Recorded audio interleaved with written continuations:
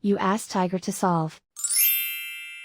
This deals with linear equations with one unknown. The final result is x equals 10. Let's solve it step by step. Group all constants on the right side of the equation. Subtract 35 from both sides. Group like terms. Simplify the arithmetic.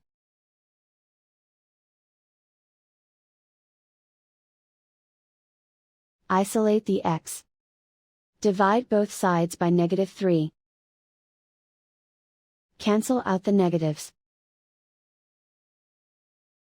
Simplify the fraction. Cancel out the negatives.